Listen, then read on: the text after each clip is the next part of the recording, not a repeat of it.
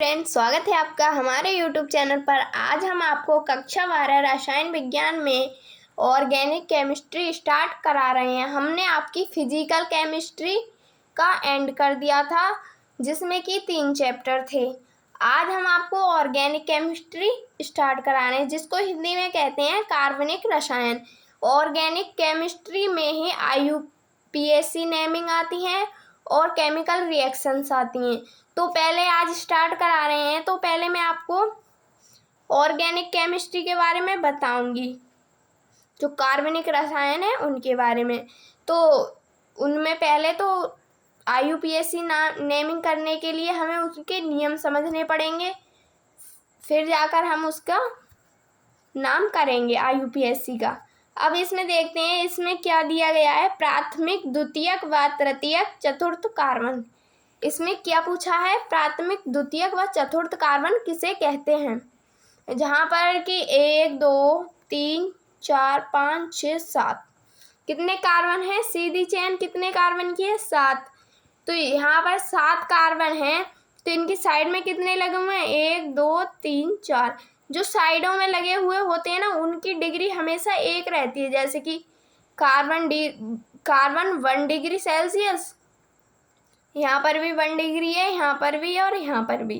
तो यहाँ पर कैसे होगा, जहाँ 1 कार्बन होगा 1 degree, 2 carbon 2 degree, 3 carbon 3 degree, ऐसे ही इसकी श्रृंखला चलती रहेगी, जिसे हम कहते हैं प्राथमिक, द्वितीयक व तृतीयक कार्बन।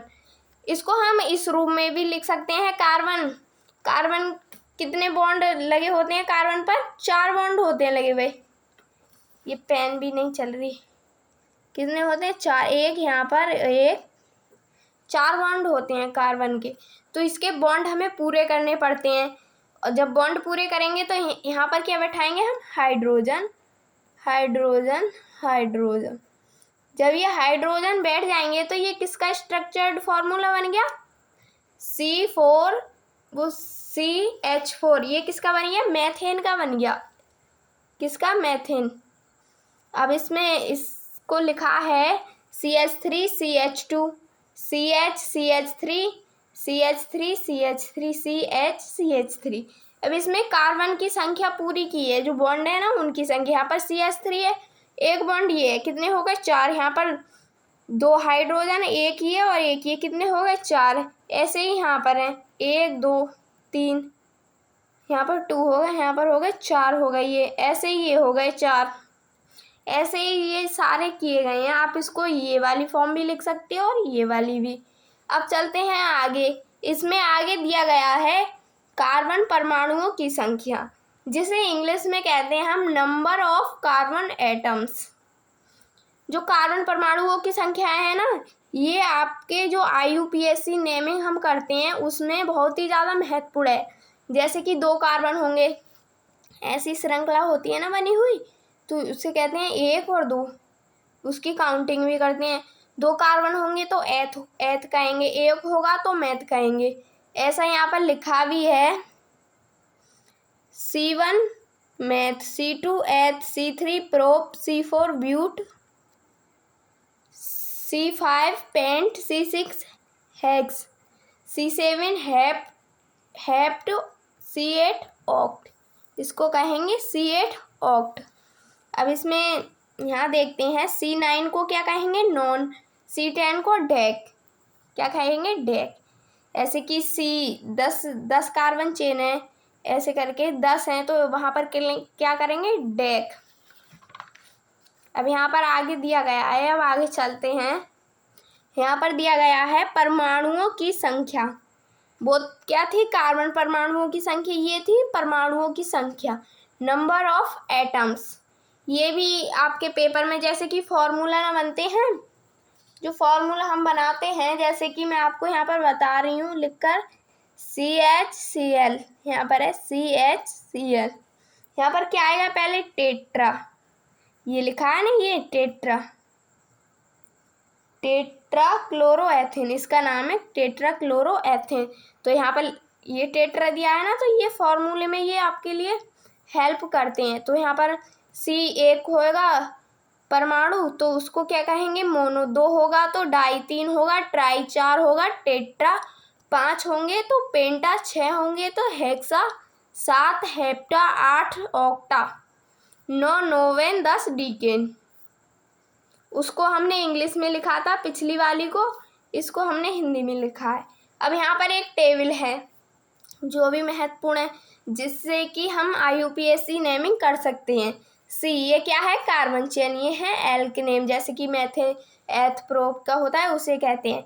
ये है बॉन्ड नेम, ये है वरीयता। मतलब जो फंक्शनल ग्रुप होते हैं ना, क्रियात्मक समूह, उन्हें ही हम कहते हैं। तो इसमें दिया गया क्या है? इसमें दिया गया है C1, C2, C3, C4, ये दिया गया है 10 तक। तो यहाँ पर भी ऐसे ही लिखा जाएगा जैसे कि हमने पीछे लिखा था, meth, eth, prop, but, pent, hex, hept, oct, non, dec. यहाँ पर आप बॉन्ड देखते हैं, जहाँ कहीं भी सिंगल बॉन्ड होगा ना, जैसे कि यहाँ पर C के बीच सिंगल बॉन्ड है कार्बन कार्बन के बीच, तो वहाँ पर लगाएंगे एन। क्या लगाएंगे? Ane, ANE। जहाँ कहीं भी डबल बॉन्ड हो, जैसे कि C डबल बॉन्ड C, तो वहाँ पर लिखेंगे हम इन। क्या लिखेंगे? इन। और जहाँ कहीं भी ट्रिपल बॉन्ड हो कार्बन के बीच, उसे कहेंगे आइन, YEN। क्या कहेंगे? आइन। यहाँ पर एल्क नेम लिखेंगे। फिर ये किस में लिखा जाएगा? अल्फ़ाबेट में लिखा जाएगा। उम्मीद है आपको ये वाली टेबल समझ में आ गई होगी। अब इसको एक सूत्र की फॉर्म में लिखते हैं, जो फॉर्मूला होता है ना, उसकी फॉर्म में, जिससे कि हम वो हल कर पाएंगे IUPAC नेमिंग। यहाँ पर दिया गया है, इसका सूत्र है एल्क नेम। पहले तो ये वाले नेम लिखे जाएंगे, ये वाले, फिर प्लस बॉन्ड नेम, फिर जो एन, इन, आइन ये हैं वो लिखे जाएंगे। तो यही इसका नियम है IUPAC नेमिंग का। अब मैं आपको यहाँ पर एक IUPAC नेमिंग करके बता रही हूँ। यहाँ पर है नंबर 1 कार्बन, कार्बन, कार्बन। यहाँ पर कितने कार्बन दिए गए हैं? ये देखो, दिख नहीं रहा होगा। यहाँ पर कितने कार्बन है? 1, 2, 3। जहाँ कहीं भी सिंगल बॉन्ड हो, वहाँ हम किधर से भी काउंटिंग कर सकते, चाहे इधर से कर लो या फिर इधर से। तो यहाँ पर कितने कार्बन हैं? 3 कार्बन है। जब यहाँ पर 3 कार्बन होंगे तो यहाँ पर हम क्या लिखेंगे? 3 को क्या बोलते हैं? ये देखो, ये यहाँ पर लिखा है प्रोप। क्या लिखेंगे? प्रोप प्लस, ये तो लिख गया एल्केन। अब बॉन्ड नेम क्या है? जब सिंगल बॉन्ड है यहाँ पर, तो क्या लगेगा? सिंगल बॉन्ड के लिए एन। क्या लगेगा? एन। तो यहाँ पर मैंने लिख दिया है एन, तो इसको मिलाकर क्या बनेगा?